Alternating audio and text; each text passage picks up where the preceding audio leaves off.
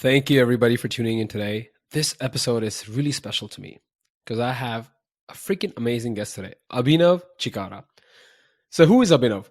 Abhinav got his start in design in 2011, designing iOS apps for freelance projects on Odesk, which I believe now is called Upwork. Since then, he's worked with 50 plus founders and startups across USA, Europe, and India. He's a startup founder himself and co-founded a music chat app called Listen that had its moment of virality with 8K plus users. He's also the author of Amazon bestseller Pajama Profit, a book about building a freelancing career.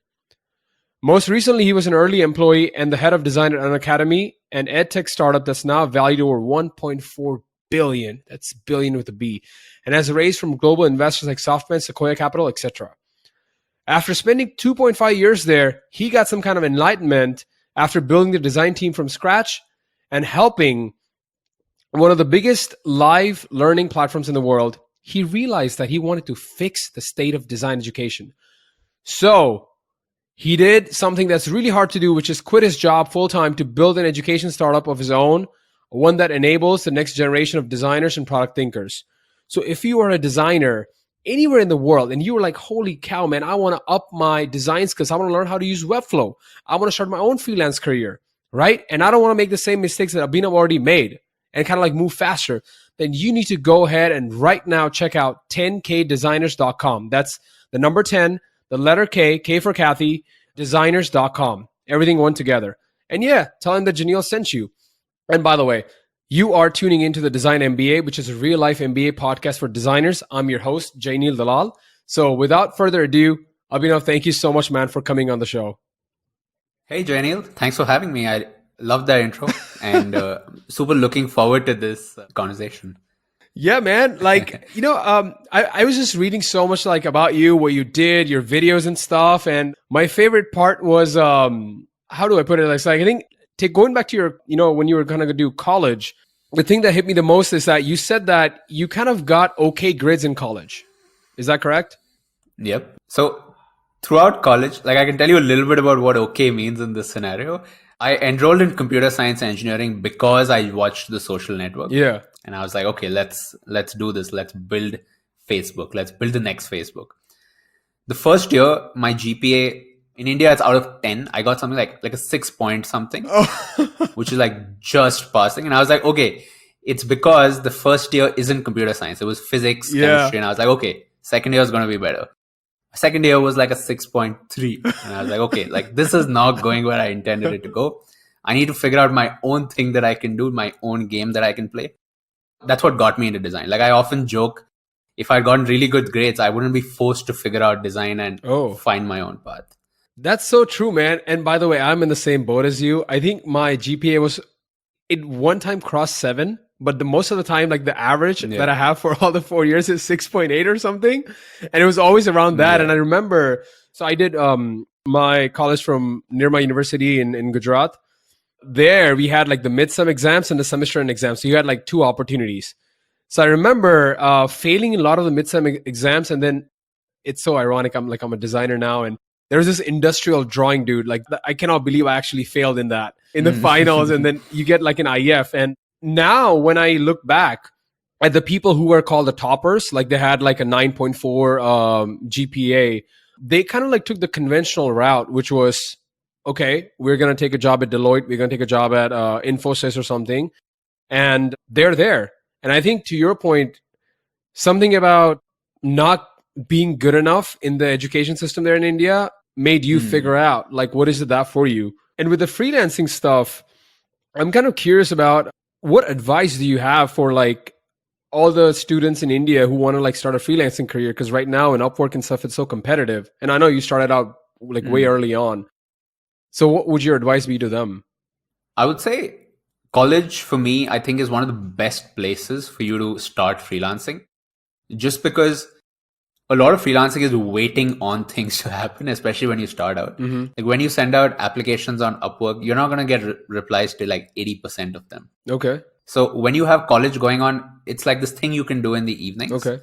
And it's sort of like a slow burn. Rather than, I feel like when you're outside college, you're like, oh shit, I got to get something done. Yeah. Like I haven't had a project in 2 weeks. Yeah. Versus in college, you're like, okay, it's okay. Like I have college stuff going on and then this stuff on the side.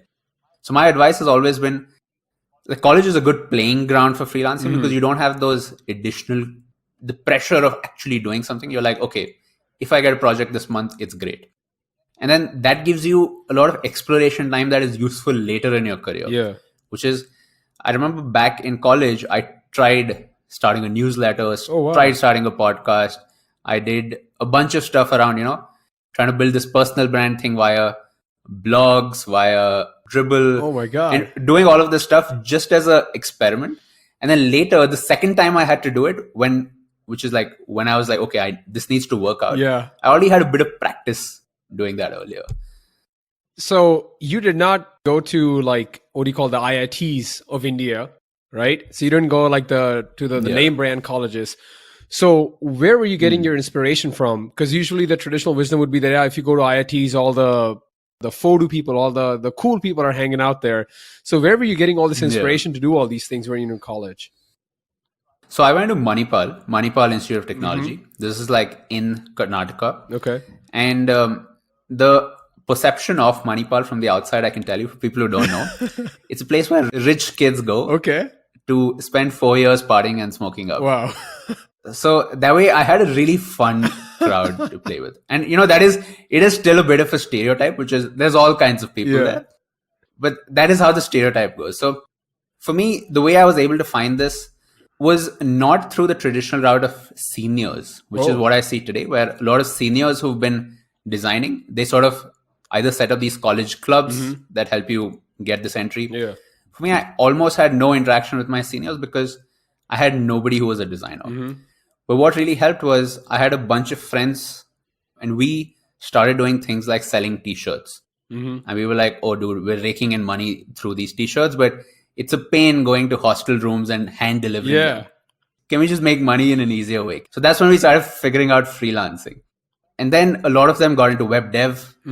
I was like, I don't want to do, in fact, I said, I don't want to do websites. I wanted to go 100% into mobile. So a lot of that was peer learning, which is one day you're sitting and a friend of mine calls me up and he's like, yo, I just got a project worth $100 an hour. Yeah. Damn. And I was like, oh shit, I didn't know that was possible. So then now suddenly I have to up my game. Yeah. And then now I'm at that level. And then somebody else says, hey, did you know Upwork lets you do this one thing where it increases your, visibility if you do this or this. So it was a lot of peer learning, a bunch of us trying to figure it out. And throughout that time, we had like classmates who were like, you guys are making money? Like, tell me the scene. So we're like, yeah, okay, come to the hostel room. Eventually, we moved out. We moved into this really nice apartment. It had a pool and everything.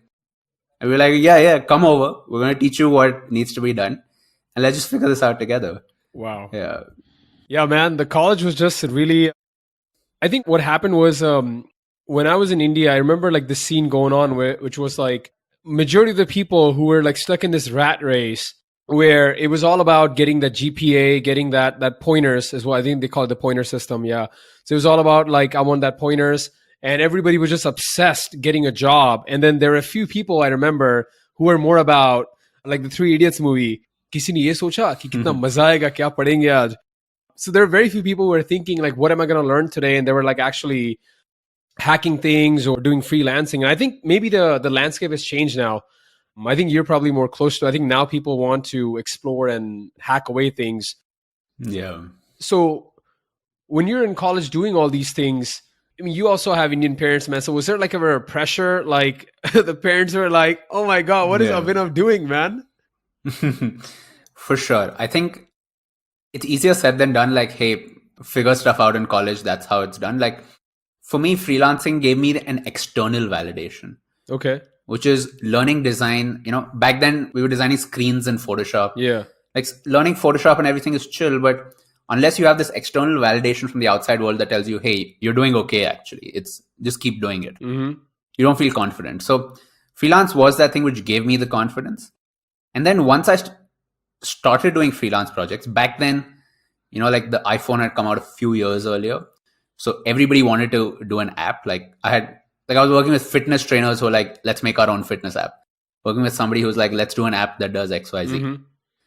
So I did a bunch of that. And then another form of validation for me was that that was the time when the startup scene in India started kicking up. Oh, wow. So I started getting then a lot more requests from homegrown startups. So like my LinkedIn started blowing up, for example. Wow. Like, and I was a kid in college. I was like, oh shit, am I getting, like, to me, it was like, why sit for placements, which is like this thing where, Yeah. the employer has this power. Well, so now I'm getting these messages on LinkedIn. So I definitely use that to my advantage. There was this one time where I was like, Mom, look at my LinkedIn. Like, Yeah. I was scrolling through my LinkedIn messages and I was like, I have EA Sports, I have this, that, I have these companies sending me job requests. Now I'm not going to take them, so don't get too excited. Yeah. But things are okay. Yeah. I remember that I was finally able to get some kind of job placement. I think it's called multinational company, MNC in India. And the job offer, dude, was for 2.5 lakh rupees. And again, for preface, this was in 2012. And I remember very vividly thinking that 2.5 lakh rupees, and they had back then this Santro. You remember that car, the Santro? So that Santro costed more than my salary. And I also remember that I went to this Sony showroom and I saw this TV, like a Bravia 40-inch LED. And if you wanted to get the sound system, that even costed more than the salary. And I was like, damn, dude, I think there's something better out there. So I'm kind of wondering, at that point, you're doing freelancing. Were you making more money than those job offers on campus?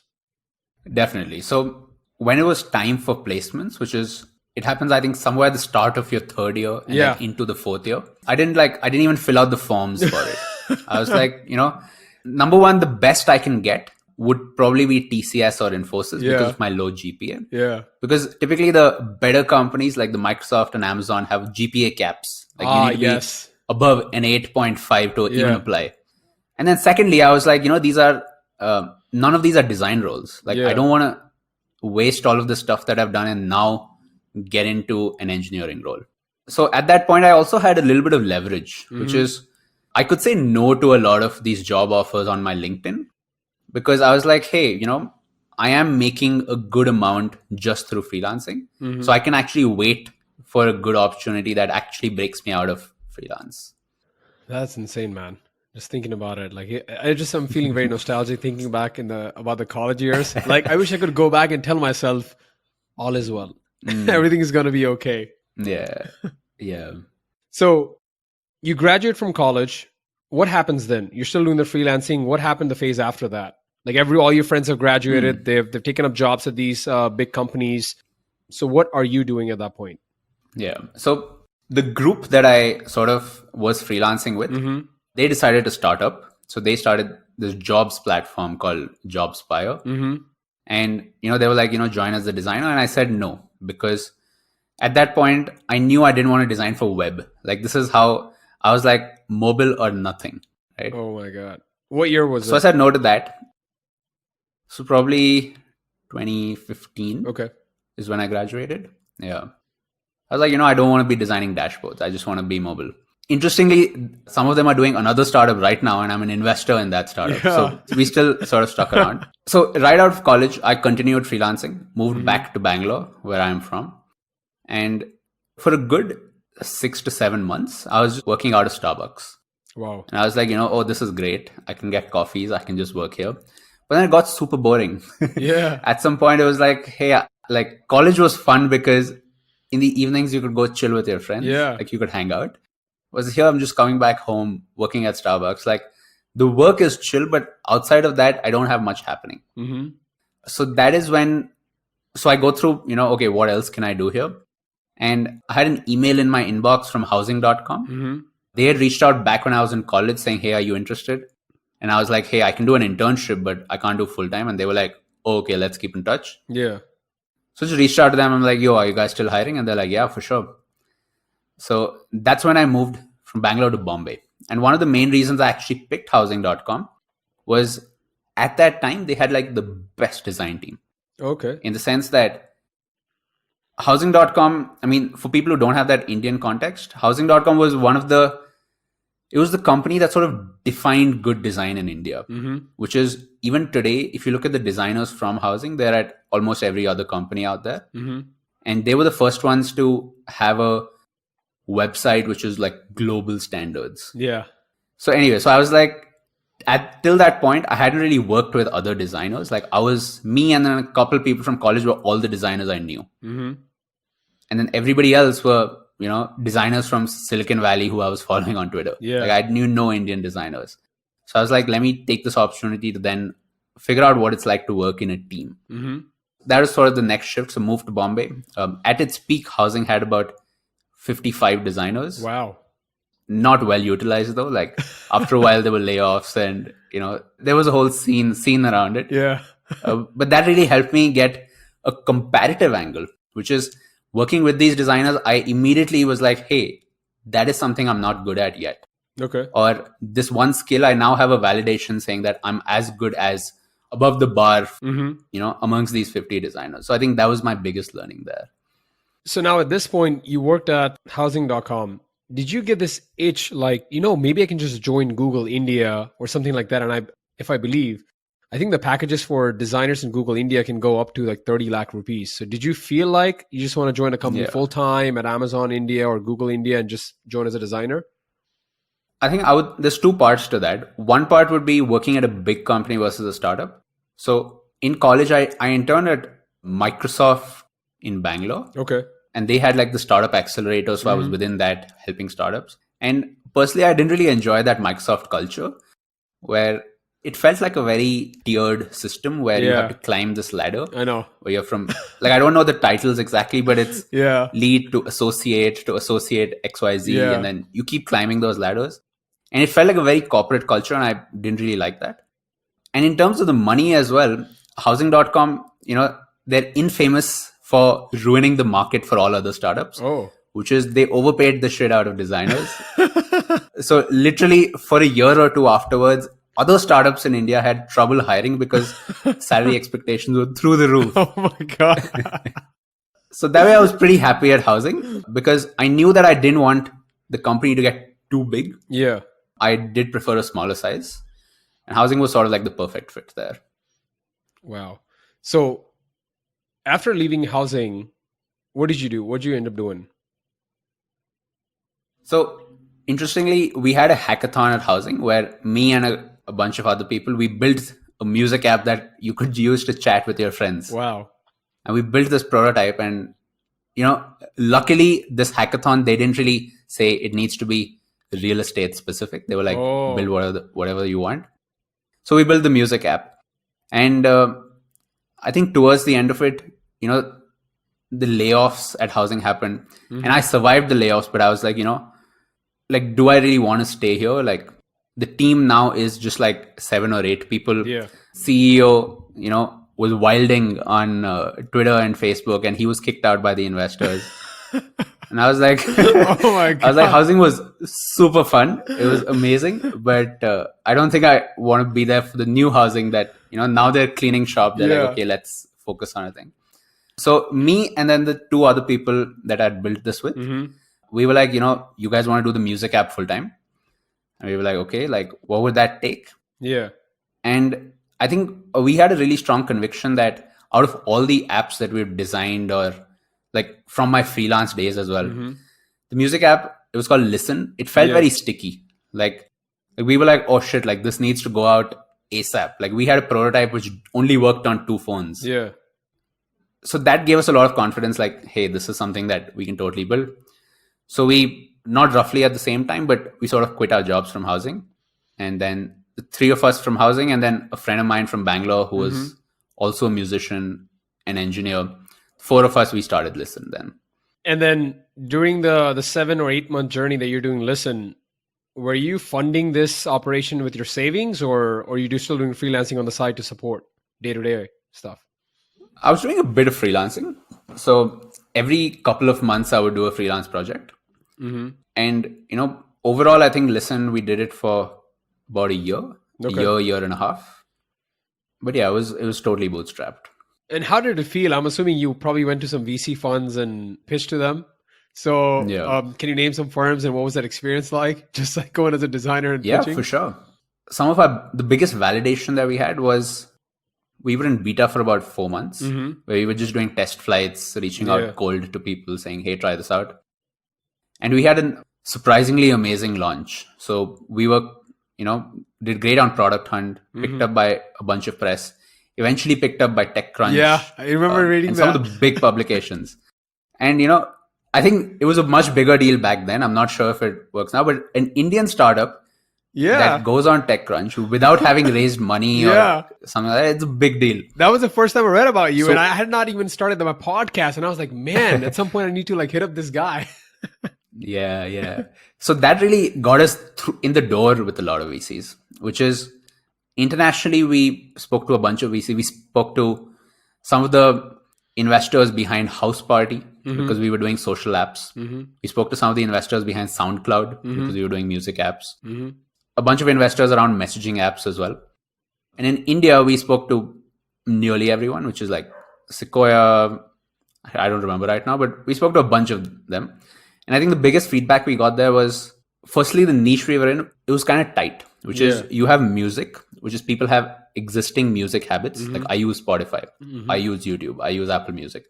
And then you're in messaging, which people also have strong habits, which is I use WhatsApp for friends. I use this other app for work. And now when you combine that, what exactly happens? Like, do you expect people to stop using their current music app? Do you expect people to take a small use case away from music listening time or from messaging time? And, they were like, you're doing great, but for social apps, hey, if you didn't know this already, you can't talk to a VC unless you reach 100K. You need to reach 100K downloads to even start talking, because social apps, they flame in and out all the time. So they were like, of course, keep in touch, but we'll see you at 100K. So we tried building it out. And I think the biggest bottleneck that we realized was that we were too dependent on SoundCloud and Spotify APIs, which is, we of course didn't own the music. Like, this is a very technical part, but for somebody to become a listen user, like we had people, for example, who were using the app for 8 hours a day within sessions, and they wanted to invite all their friends. But the way music APIs work currently, I mean, to this day, is that if you use Spotify, like Spotify Premium, and I use Apple Music, we couldn't be in a listen session because the APIs are different. You can't real-time match songs or timestamps. And you needed to be a Spotify Premium user. And of course, Spotify wasn't even in India at the time, so most of our users were in the US. So it felt a little weird, like building for the LA demographic, sitting in Delhi and Bangalore. I feel like that was one of the reasons we couldn't really reinvent ourselves either, because we were kind of far away from the culture. Wow, but it must be amazing, man. At least now you've got a roster of all these VCs that know about you, and then and then hopefully you're keeping in touch with you. So if you start a new venture, then you can be like, yeah, remember me? I came and pitched back in 2016, 2017 kind of thing. Wow. So was it hard to just decide that, okay, we're going to shut down the service and just move on to the next venture? The hard part was, I mean, shutting it down was actually an easy decision for us, because we were like, to actually make this work, we would have to change the product completely. Like, from our research, the companies that make money in music are usually selling to labels, which is they do things like analytics or like very deep use cases. And we were like, hey, like, it's great, but we don't really want to do that. And then of course we had acquisition offers at this point, which is, these were acqui-hires technically, which is, we had Hike, for example, the messaging app, and they were like, hey, build, let us acqui-hire you, build out Hike Music, be the Hike Music team. Wow. And move to Gurgaon. And we really talked about that. We were like, do we really want to move to Gurgaon? Because at that point, our thinking was, hey, if we actually wanted to work for Hike, we could very easily get into Hike. So the only advantage here is that you sort of get that acquisition amount as Hike stock. So but then we didn't really want to, you have more money. Like, it's almost like you get a really nice joining bonus, but you then become a designer at Hike. And of course, you would have that autonomy. You can build your own team. But we were like, for me, the biggest reason was, hey, listen, I don't want to move to Gurgaon. Like, this is at least a couple of years if we do this, like, to be able to vest the stock and everything. So then we decided to shut that down. But very interestingly, that is how I transitioned into Unacademy, which is, I had met Gaurav, the founder, because of Listen. Like, he saw us on TechCrunch. We were talking on Twitter. And then once I shut it down, he heard about it. And in fact, he heard about it also because of press, which is we had a great launch. Like, if you look at our mentions, like we had a spike of press mentions at our launch, and we had another spike when we shut down because like we had Tech in Asia writing, "Oh, the founder failed because here are the top 5 lessons." Yeah. So we were like very public about our story. Like that was another thing we were doing on the side. But Gaurav called me up. He's like, let's meet.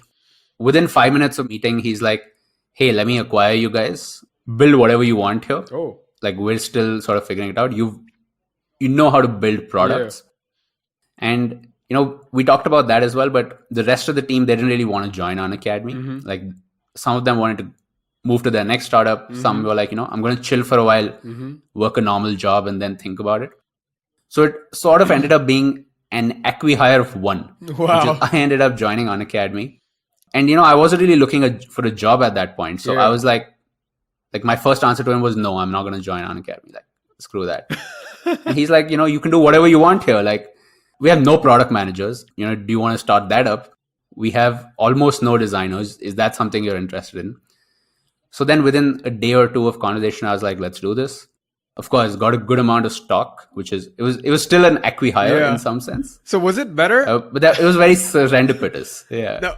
Now, in this case, man, you're directly negotiating the salary with the founder. So I'm assuming that in this case, you probably get a better deal than if you had to go through like an HR person or recruiter like that in terms of the deal. For sure. Wow. Yeah. And I think also it was like, I wasn't really looking for a job. So there was no interview. It was just me talking to Gaurav and he's like, what will it take for you to join us? I was like, I didn't really think about this, but let me get back to you tomorrow. Oh my God. But it was really quick. Like within a week, I was working at Unacademy. Like it was a very quick decision for me. Yeah. And you were one of the youngest employees there, right? If I had to guess, yes. Youngest and also like one of the earliest. Like I was around 40 something, like 40th employee. But in terms of the product, like I was one of the first designers. Damn. In terms of the tech team was just about 10 engineers or lesser at that point. So in terms of the product team, I was like maybe like first 10 or first 15. Wow. Yeah. And then you worked there for 2.5 years? Yeah. That is insane, man.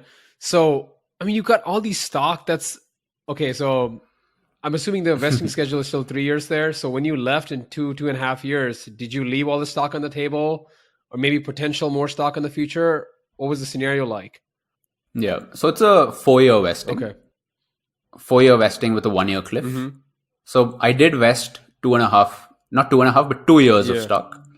And there was a small buyout for the employees in between. So cashed out some of that. Yeah. But I still do have my stock. Wow. Yeah. I was really happy when I heard that we're now a unicorn. Yeah. But was it hard, man? Because I mean, at 2.5 years, you're the head of design. There's a lot of promotional opportunities. You can have earned more stock down the road. It's one of the top startups in India. I mean, dude, it takes fucking balls, man, to, just leave such an amazing position like that. True. I think for me, my thought process around that was, so one thing that I learned from Unacademy is that, and this is something that Gaurav says as well, which is if you're not considering quitting every 6 months, it means the role is not challenging enough. Right? So I did have that, throughout my journey. I was like, should I really be moving on? Why am I now looking at myself as this employee? I've never really been that kind of person. But after 2.5 years, my thinking was more around, hey, actually, this is a great opportunity. The fact that I've been thinking of quitting so many times and then have not done it means that the work is pulling me back. Yeah. There is something there.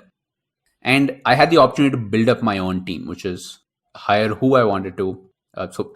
Towards the end, we were a team of about 7 people overall. And for me, my decision was, what's the upside in both cases? Like with Unacademy, I knew that my stock would go to... So to give some background, I joined maybe when we had just done the series B. Okay. So it was worth maybe 50 million at the time. And then by the time I left, they were worth about 500 million. Damn. And now they're worth about 1.4 billion. So I was like, hey, okay, like me staying here, I know that, there is that multiplier. But I was thinking about the upside. I was like, the upside would mean, building a much bigger team. There is, of course, that financial upside. But at this point, I had seen how Unacademy had scaled. Like I had a fair understanding of what the playbook of what it's like to build an education startup, what it's like to build a startup in general. Like, one of my biggest learnings was just watching Gaurav operate, the way he dealt with things, the way he dealt with ambiguities, with teams. So at this point, I was like, the upside for me, if I do my own thing, is going to be way higher. But then also, there is that pressure, which is, I can't just quit and be like, okay, let me move to Bali, do a few freelance projects, chill out. Like, I need to really, really up my game to firstly make the same amount of money, but then also to prove, like, to myself and then whatever, to the external world, the people who are watching. I know there's nobody who's really keeping track, but I was like, I need to sort of get to that level. So, luckily it worked out. Within, like, I left earlier this year, so that's Jan or Feb 2020. One of my first sort of money coming in from side projects was UI sources. So UI sources, I started it while I was at Unacademy. Okay. I was making about $100, $50 to $100 every month. So it was just like ad revenue, affiliates. And then the first months that I decided to monetize it, of course, did a product hunt launch, changed it from free to a subscription. So you now need to pay like $29 or $99 plan. And the first month I made about $4,000. Holy shit. From that. And I was like, okay, it's not great, but considering that this is just, I just turned on payments and didn't make any other changes, it was quite good. Yeah. Oh my God. And I'm assuming that that was the first month you had launched while you were at Unacademy, the UI sources. But since that point to now, I'm assuming the monthly revenue has gone up because more people have discovered about it. It's sort of fluctuating, which is, I don't have a monthly, like, even if you look at the terms of the subscriptions, the lowest you can buy is a 3-month subscription quarterly. So the spikes happen almost every 3 months when there are things like subscription renewals. But I would say it's low 4 figures, like UI sources. It's not something I'm actively focusing on. It's not something that's like, it even drops month over month. Yeah. But then it's more of a very passive thing for me. Dude, it's a true source of passive income, which is so surprising because now you've got all these passive, like, I mean, like, if anything, you are, dude, ruthless as monetization. I think if anything, you would have probably been a past Guju in your previous life or something. Because I look at the UI sources, that's like true passive income. Then you wrote Pajama Profits, the Amazon bestseller book on freelancing and stuff. So there's revenue from that coming in. Now, is that a substantial revenue? Because I also know that Bloomsbury is going to take a huge cut of that. Yeah, it's not substantial at all. It's peanuts if I had to put it another way. It's almost like I don't even account for it. In fact, the thing with working with traditional publishers, this is something we realized. So since it was the first book, so it was me and Varun. Varun was one of the folks that I had started freelancing with back in the day. Today, he's the founder of Avalon. That's the company that I've invested in. We knew we wanted to go with a big brand name publisher because we were like, hey, that probably looks cool. Let's see what that world is like. Yeah. You know what? Traditional publishers, they haven't caught up to the digital age in the sense that to this day, we don't know how many copies we've sold. Oh my God. Right? Because that is not something. Also, they sort of have that distribution networks. They go to bookstores in India, like physical bookstores. So it takes time to get those numbers back. But then, a year after launch, like, they were like, we'll get you your first set of numbers 1 year after launch. Like, how much money you make, how many copies you sold. So we're like, okay, let's forget about it. 1 year later, we got the numbers and we're like, we don't know how many books we sold, but this is like peanuts in revenue. So I can tell you what the number is. It's like the royalties per book for a physical book are something like 5 to 10%. And for a digital, it's like 15 to 20%. The book was today it's more of a, like, people still buy it, I think, because I see the Amazon rankings fluctuating. But it's not something I think about. And I think the next book or whatever else I do, I'm totally going to self-publish. So no more traditional publishers. Yeah. No, that makes sense, man. I remember publishing a book on computer vision with one of my best friends in college, Sohail Patel. And we did it with Packet Publishing. And to date, I think the total amount of money I made from it, if I had to put a number, was like $400. That's it. In the lifetime of the book now. And it's just weird how royalties and everything works. And I was talking with someone who went through the route of self-publishing via Kindle.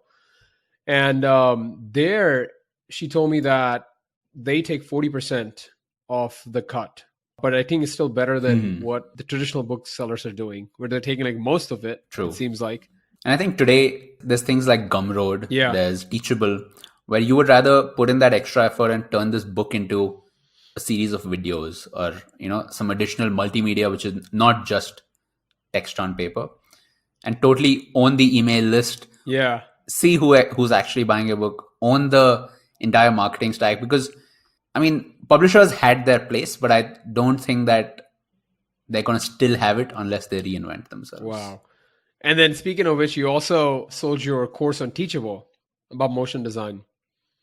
Yeah. So this was maybe around the time when I left housing or when I was just starting Listen. So I've always been into this whole make money online niche, which ever since I started freelancing, I've always been lurking around SEO forums and people who've started WordPress blogs, hey, you should sell ebooks, do this, do that. But for me, most of it, I was still trying to do it from a freelancer perspective. So this was when I was like, okay, let me just give this a shot. So did a Teachable course, took me about a month to put it together. And it was super niche. It was motion in app design. You needed to be an app designer and you needed to want to learn motion. Yeah. And looking back, total noob move, which is I didn't promote it. Like literally after the launch, I was like, okay, let's move on to the next project. Yeah.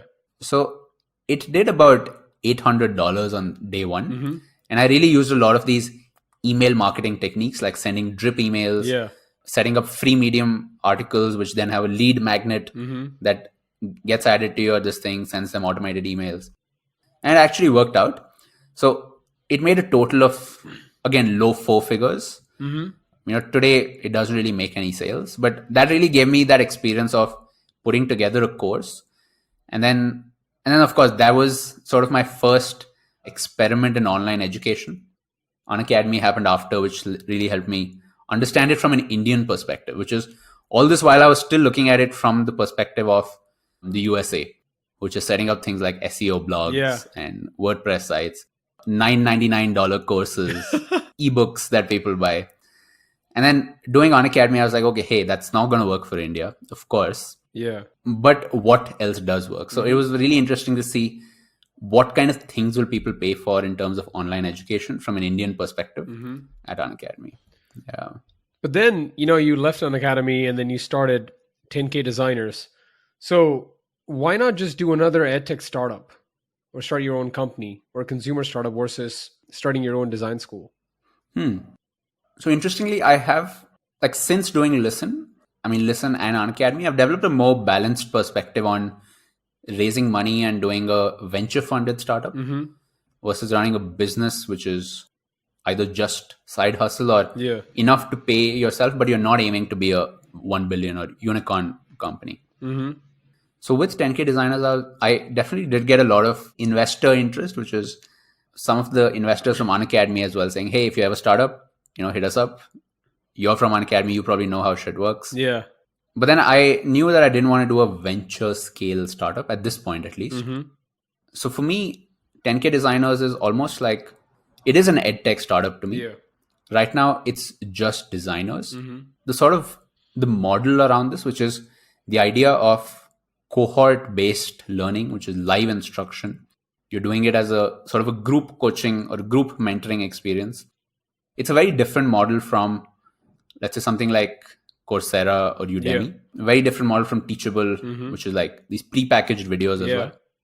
It's similar to Unacademy, which is we did, switch to live videos as a medium.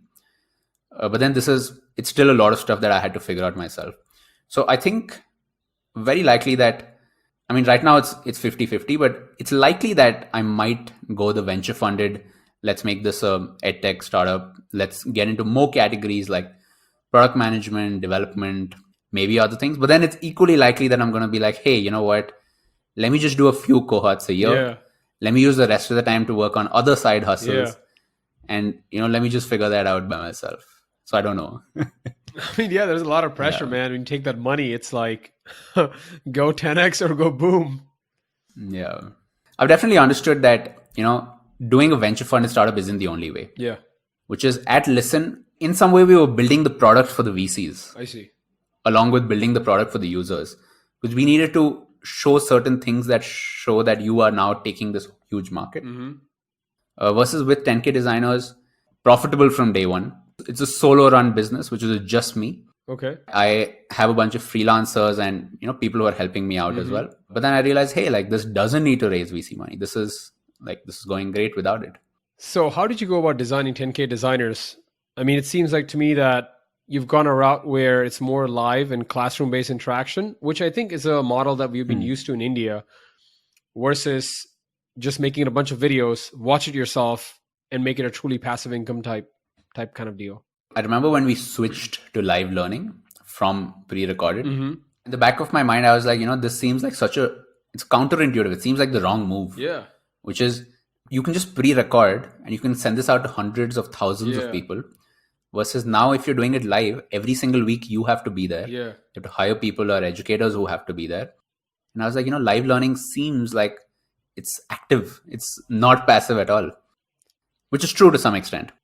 But then I also realized that it's almost like where we are 2020 right now. The waves of online education have sort of started with the MOOCs, which is, hey, let's bring Harvard's courses online. Let's bring Stanford's courses online. That was a big deal. Now you have availability. Eventually, MOOCs, still around, but then you had the marketplaces, which is like Udemy and Skillshare, where you're like, hey, you have everything here. Udemy, you buy individual courses. Skillshare, flat price, monthly access to all. But then that led to like a commodification. Like you're buying like a design course for like $5. Yeah. And when something like that happens, I feel like it affects learning outcomes. Yeah. Which is, the more you pay for something, the more likely you are to stick through. Yeah. Versus if I make an impulse decision, like, hey, today I want to be a product manager and I'm going to buy this Udemy course on product management. I'm never going to get back to it. It's $5 and I've forgotten about it the next day. Also, that you need that commitment that you're making. Money is one way to do it. You need the accountability, which is, most people, have a ton of online courses. They've never watched them. Yeah. Or started off and then they were like, they dropped off. So what are some of those reasons? One of those reasons is that the commitment. When you buy something as an impulse purchase, you're probably not going to stick around. But then secondly, watching videos to learn sort of puts you in the laid back, Netflix type of mode where you're just like, you're watching this. Yeah. You watch somebody work in Figma and you're like, I understand Figma now. Yeah. Versus you actually now have to do it yourself. So I sort of deconstructed that. And I was like, okay, I think the next wave of education, it is going to be live instructions. It is also going to be a smaller scale rather than bigger scale, which is Udemy and Skillshare. They're going for millions and millions of users. Versus the model I'm doing is like almost anti-Udemy, which is each cohort. Like the first cohort was about 30 people. Second cohort, slightly bigger, about 40 something. And it's a duration of 3 months where you are now held accountable by me. And then we now have like alumni mentors. We have industry mentors as part of this. And it's a 3-month course where you actually get to do this with other people, which is, we've seen that, from the first cohort, people have made like really good friends here. When you're doing something like Udemy or you're watching videos on YouTube, you don't really have that connection with other people. So you sort of miss out on like the social opportunities around, which happens in college. Like this is not a new thing that we're inventing. Like college is all about, you don't really learn in the classrooms. You learn everywhere else through all the other experiences. So for me, to come back to your question on what is the design process for designing 10K designers, it was a very slow burn. It started with the YouTube channel. I started that while I was at Unacademy, mostly because a lot of Unacademy educators were YouTubers themselves. So I was like, let me try to get into that mindset. And then the YouTube channel today is, it's doing fairly well. It's about 11,000 subscribers. I'm not that active there. Yeah. But that got me a lot of initial research insights, which is, I figured out, hey, I've put out all this free content. I made an entire design crash course and it's free on YouTube even today. But then when I would talk to people who've done it, they were like, this is missing. Or we've done all this, but why is our output not good? So then I was like, okay, let me collect these in a better way. So then I set up a Telegram group, which today is about like 2.5K users. People in the group. And this was just like a back and forth. I was like, People were asking me questions. I was answering them. I was saying, hey, I'll make a video about this on Wednesday. Wait for a bit. Or, hey, let's do a live session this Friday. We'll talk about some stuff. So all of that is actually documented on my YouTube. But that sort of started giving me these insights on that I didn't know it at the time, but would help me in figuring out the final curriculum, the actual live curriculum for 10K designers. In fact, the brainstorming process for 10K designers, which is what exactly do I want to do?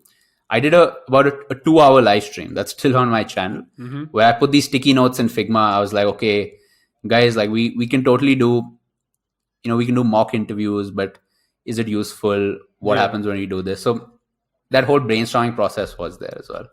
Damn. Yeah. So if I go right now to 10K designers and I sign up as a student, what can I expect? Am I going to see pre-recorded videos? Part of it is just like live classes. How does that structure or framework work? Yeah. So it's a cohort-based program, which means it opens up a few times a year. It's almost like you're enrolling in, spring semester, fall semester. It's sort of like that. You're with a group of other people. These are people who, it's a more diverse crowd now, which is initially was mostly people who want to get into design, transition into design.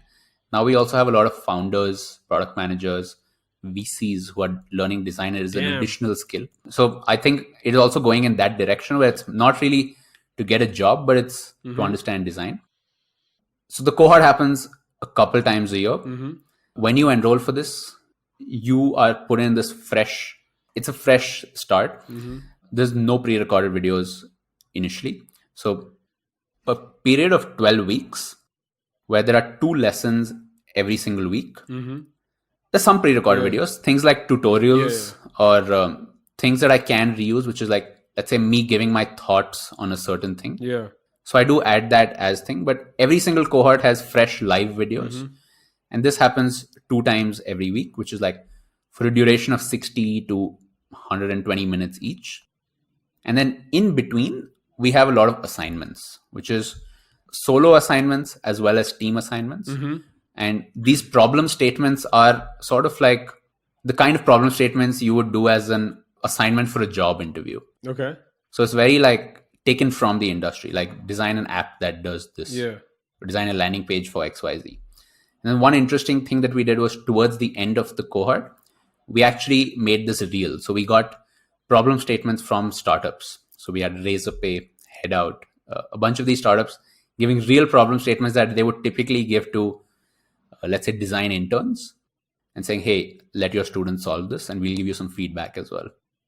So it is a very dynamic program and it's not passive at all. Like this requires my 100% full attention. Yeah, I'm just trying to think about it because this is a very hands-on. You have to go live twice a week, talk about things. I mean, you could have just filmed some of these cohorts before live and just have people watch it again. But I'm trying to think now is if you're charging $999 USD for every student, it's all depending on you at some point, unless you hire other people. Like, so there's the one model we talked about, the Udemy one, where it's like, I'm going to sell something at $15-20. And this is something that I'm trying to figure out for myself too. Like if I want to sell a course on networking, the traditional thought is like, let me sell this course for $50 or $70, make it self-paced. And let's see how many more people can we sell it to. But then you have the complete opposite route, which is instead of selling it to thousands, I'm just going to sell it to like 20, 30 people at a time. But then I'm going to charge like way more. So given that you were based in India, and dude, I mean, $1,000 is a decent amount. So was that a concern that would people even pay for this? It was definitely a concern. Like I had very similar thoughts while I was thinking about the pricing for this. So some of my benchmarks were, on the lower end, it's things like Udemy. Like, hey, you can buy a course for $10. And there's no way I want to compete with that because it seems like a race to the bottom with things like that. So then I was like, okay, so it needs to be higher. In fact, a lot of this was prototyping. So with the Telegram group, I eventually then moved to a Discord server and I made this a paid Discord server. So this was one of the first experiments where I was like, there's no course. You pay for a community. You get access to this Discord server. And it was like something like $30 for 3 months. Okay. And in this Discord server, I did a bunch of experiments. So like I did one design challenge, which was sort of the prototype for the assignments we're doing today. I did a bunch of live sessions, which were prototypes for the live sessions I'm doing with the cohort. Yeah. And then I used that to get a lot of feedback, which is, after doing it, I was very honest with them. I was like, hey, listen, we did this design challenge. Most people didn't really attempt it because they're already designers. But the people who did attempt it are beginners.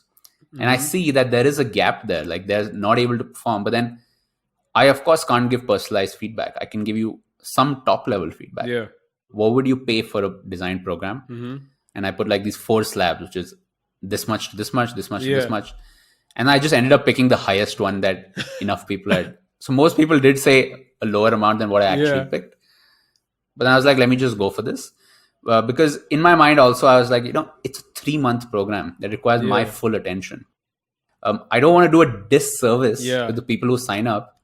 Because firstly, if they pay too less for it, they're less motivated to stick through. It was a very grueling time for the first cohort. Yeah. Like they went through a period of transformation, which is, it wasn't easy to submit things on time and it was fast paced.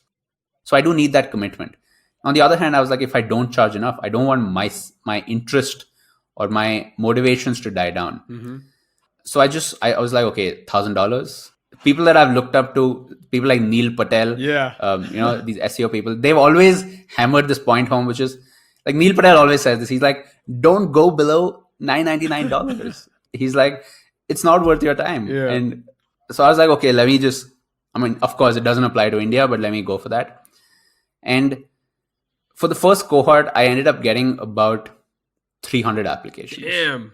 So I was like, okay, so my thought was, hopefully I can get at least 10 people. Yeah. So that's about $10,000. On the higher end, I'm going to cap it at 30. Like, I don't want to do any more than this. But then the applications will tell me, what it looks like for the future. Yeah. So I ended up picking 30 people from these 300. So it wasn't a clear decision for me, but I sort of just went for it and, gauged the market. Yeah. I remember this quote that Matt D. Smith, I think we talked about it. He does Shift Nudge. He told me this amazing insight. He said, it takes you the same amount of effort to sell something, whether it's a $9 app that you're trying to sell or it's a $999 course. You got to put in the same amount of effort. Yeah. So I think it drives home the point that in this case, at least you're getting more value, meaning you don't have to worry about trying to go for the number or the scale. True. What advice would you have for designers listening to this episode and they want to do their own shit? Maybe they're worried about, their parents forcing them to get a job. Even now, like I think when you were recording, my mom was just like, get a job, get a real job. She just shouted from outside and had to put it on mute. So what advice do you have for those people listening in, man? I would say you definitely do need external validation, which is, it's like, let's be honest, it's very difficult to do it without external validation, which is when you're a self-learner, it seems like there's a ton of paths ahead of you.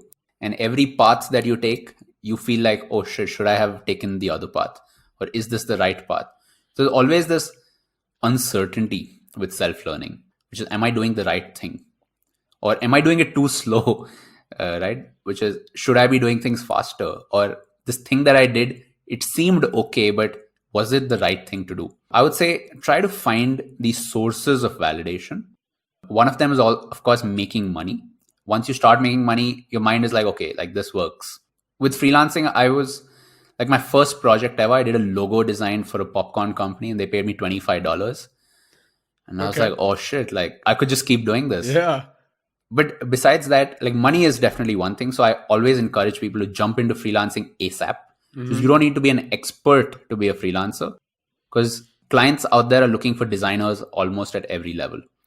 Another source of this external validation is mentors and feedback, which is, a mentor can't do the learning for you. Like, you would still have to self-learn. In fact, even if you go to a design college, you would still have to sort of put in the hours and do the work yourself.